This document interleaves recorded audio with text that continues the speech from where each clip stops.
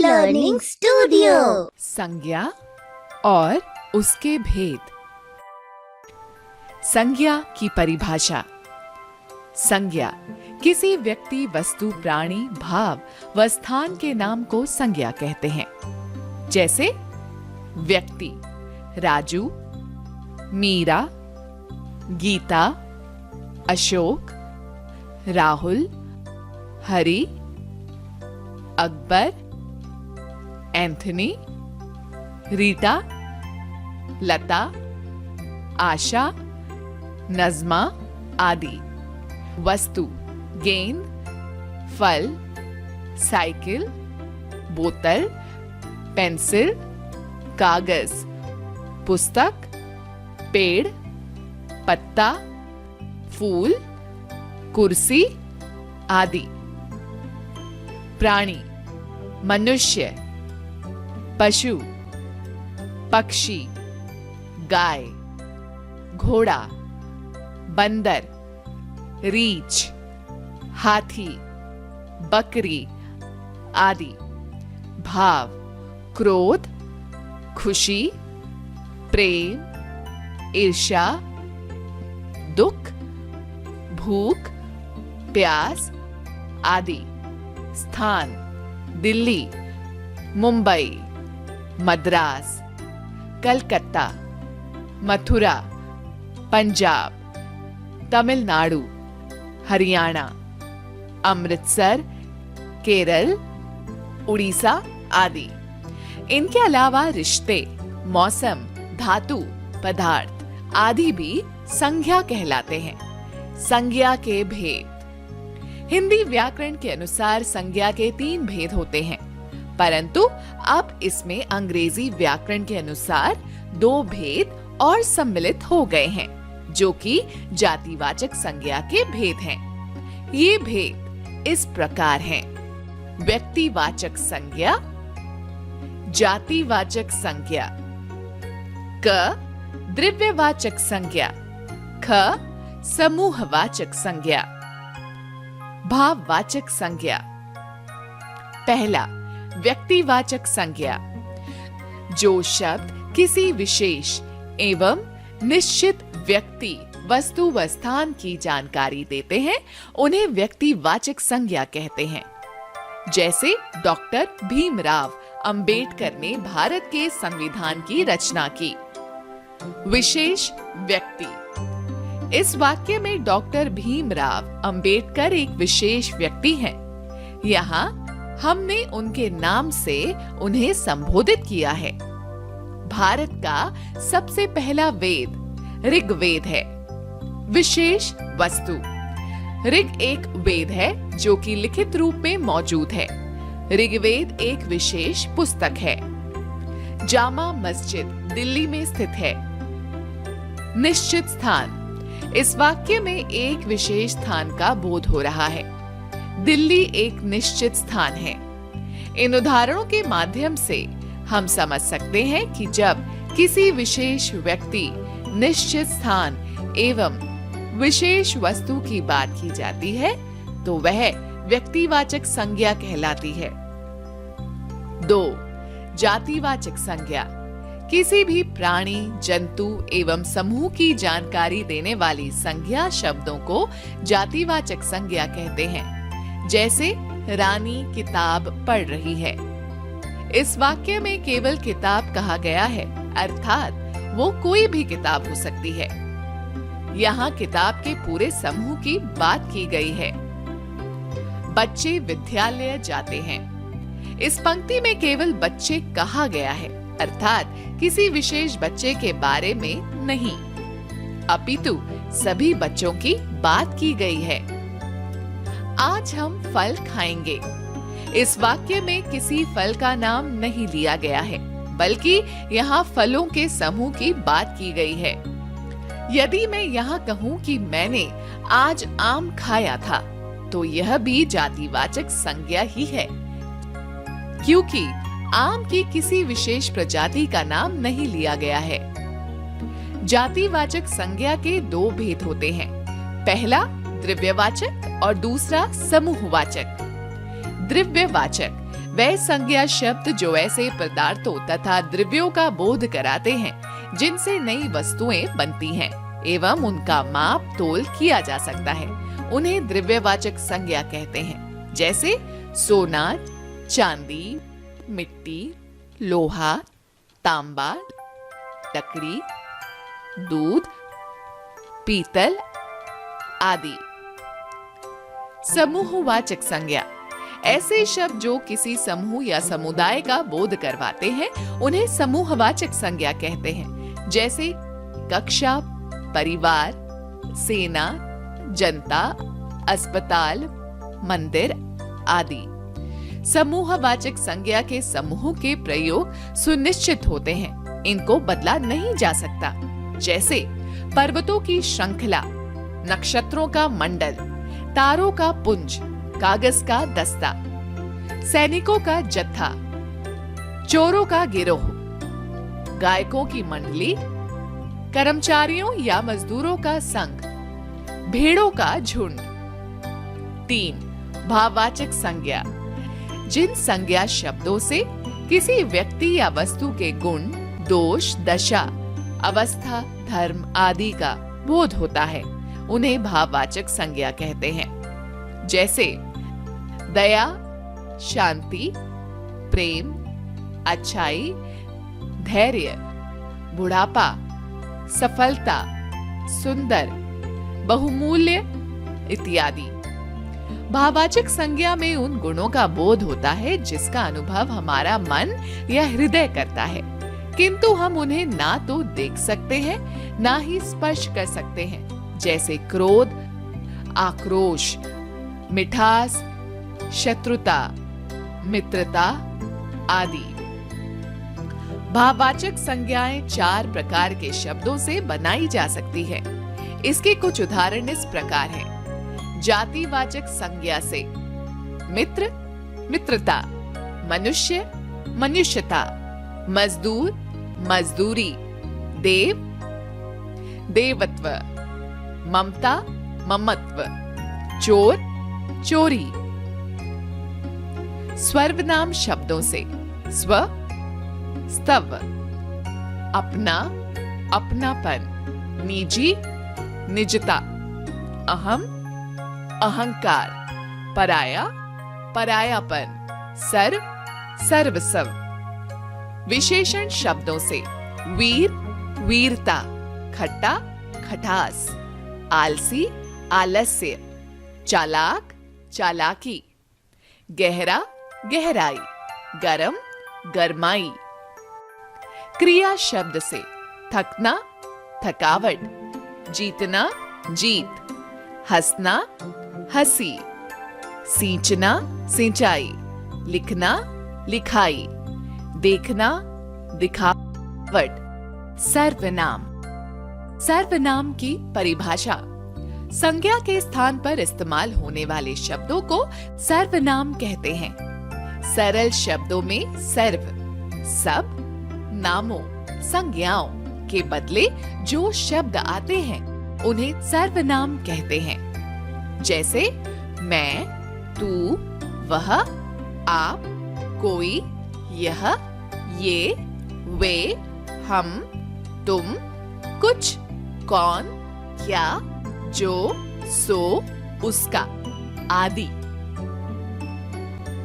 सर्वनाम की आवश्यकता मैं, तू, वह, आप, कोई, यह, ये, वे, हम, तुम, कुछ, कौन, क्या, जो, सो, उसका आदि सर्वनाम शब्द हैं। अन्य सर्वनाम शब्द भी इन्हीं शब्दों से बने हैं जो लिंग, वचन, कारक की दृष्टि से अपना रूप बदलते हैं। संज्ञा के बार बार प्रयोग से वाक्य का सौंदर्य नष्ट हो जाता है। सर्वनाम शब्दों के प्रयोग से इस दोष को दूर किया जा सकता है और वाक्य का सौंदर्य भी बना रहता है। उदाहरण, सीता कल गांव जा रही है। सीता ने अपना सारा सामान बांध लिया है। सीता अपनी बड़ी बहन के साथ जाएगी। सीता ने गांव के बारे में बहुत कुछ सुना है। सीता का बहुत मन था गांव जाने का। उपयुक्त उदाहरण में सीता नाम का लगातार इस्तेमाल हुआ है, जो कि काफी अटपटा लग रहा है। साथ ही गांव शब्द भी दोहराया गया है। इन शब्दों के स्थान पर सर्वनाम शब्द का उपयोग कर सकते हैं, जो सुनने और पढ़ने में सही लगेंगे। जैसे सीता कल गांव जा रही है। उसने अपना सारा सामान बांध लिया है। वो अपनी बड़ी बहन के साथ जाएगी। उसने वहां के बारे में बहुत कुछ सुना है।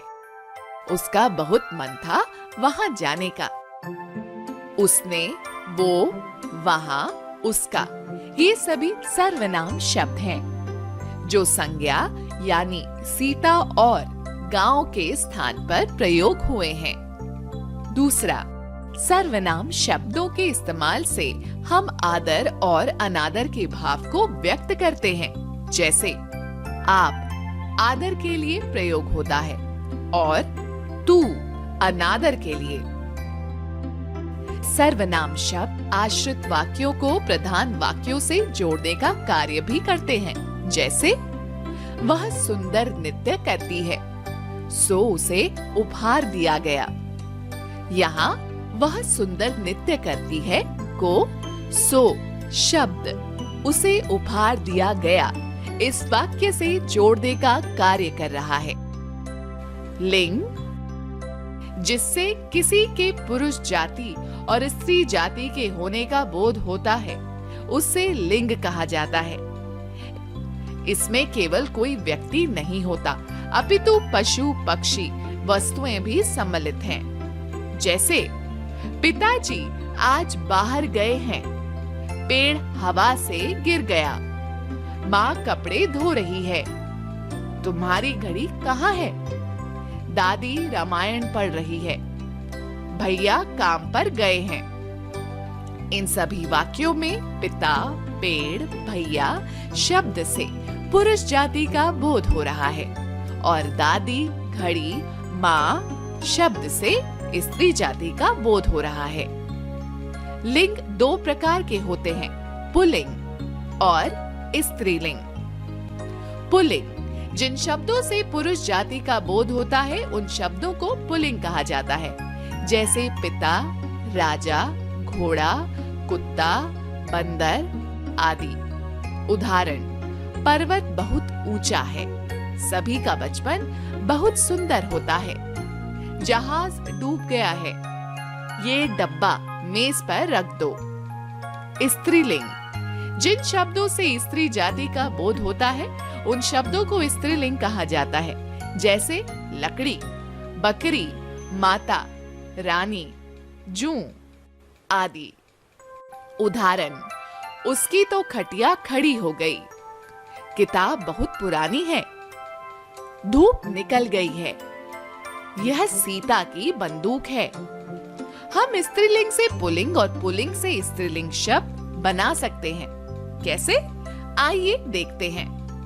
पुल्लिंग शब्द से स्त्रीलिंग शब्द लड़का, लड़की, पिता, माता, दादा, दादी, नर, नारी, राजा, रानी, घोड़ा, घोड़ी, हाथी, हथनी, सुंदर, सुंदरी। स्त्रीलिंग शब्द से पुल्लिंग शब्द चूहिया, चूहा, सुनारिन, सुनार, मालिन, माली, बेटी, बेटा, मालकिन, मालिक, सेठानी, सेठ, इंद्राणी, इंद्र, नौकरानी, नौकर, वचन। आओ बच्चों, अब हम वचन के बारे में जानते हैं कि वचन क्या होते हैं और हम इनका इस्तेमाल कैसे करते हैं। मोहन के पास एक बिल्ली है। रोहन के पास 5 बिल्लियां हैं। इन दोनों में आपको क्या अंतर दिखाई दे रहा है? चलो मैं बताती हूँ कि इनमें क्या अंतर है। मोहन के पास केवल एक बिल्ली है, और रोहन के पास 5 बिल्लियां हैं। मतलब दोनों वाक्यों में बिल्ली की संख्याओं का पता चल रहा है। तो शब्द के जिस रूप से संख्या का बोध हो उसे वचन कहते हैं। अर्थात शब्द के जिस रूप से उसकी संख्या में एक या एक से अधिक होने का पता चलता हो उसे वचन कहते हैं। जैसे लड़का, लड़के, पत्ता, पत्ते, बूंद, बूंदे, मैं, हम, रस्सी, रस्सियां। वचन के भेद। हिंदी व्याकरण में वचन के 2 भेद होते हैं, एक वचन और बहुवचन। एक वचन जिस शब्द के रूप से उसके एक होने का पता चले उसे एक वचन कहते हैं। जैसे कपड़ा, बाल्टी, चिड़िया, पुस्तक, घड़ी, बच्चा, घोड़ा आदि। बहुवचन जिस शब्द के रूप से उसके एक से अधिक होने का पता चले उसे बहुवचन कहते हैं। जैसे बच्चे, पुस्तकें, बाल्टियां, फसलें, लकड़ियां, चादरें आदि। हिंदी भाषा में आदर प्रकट करने के लिए एक वचन के स्थान पर बहुवचन का प्रयोग होता है। जैसे मास्टर जी पढ़ा रहे हैं, मेरी माताजी बाहर गई है, पिताजी आप कब आए। कुछ शब्द सदैव एक वचन ही रहते हैं। जैसे नल, बादल, आकाश, प्रजा, पाप, क्रोध, प्रेम, चीनी, पराजय आदि। कुछ शब्द सदैव बहुवचन ही रहते हैं। जैसे प्राण, दाम, दर्शन, दुर्लभ, आंसू, सोना, धन, समाचार, होश, भाग्य आदि। आओ अब हम एक वचन से बहुवचन और बहुवचन से एक वचन बनाते हैं। एक वचन से बहुवचन बनाना। लड़का, लड़के, बहन, बहनें, आंख, आंखें, सड़क, सड़कें, पुस्तक, पुस्तकें, बात, बातें, बेटा, बेटे, घोड़ा, घोड़े। बहुवचन से एक वचन। केले, केला, कन्याएं, कन्या, कविताएं, कविता, अध्यापिकाएं, अध्यापिका, नदियां, नदी, थालियां, थाली, अंगूठियां, अंगूठी, धातुएं, धातु। वर्णों से वाक्य बनाना।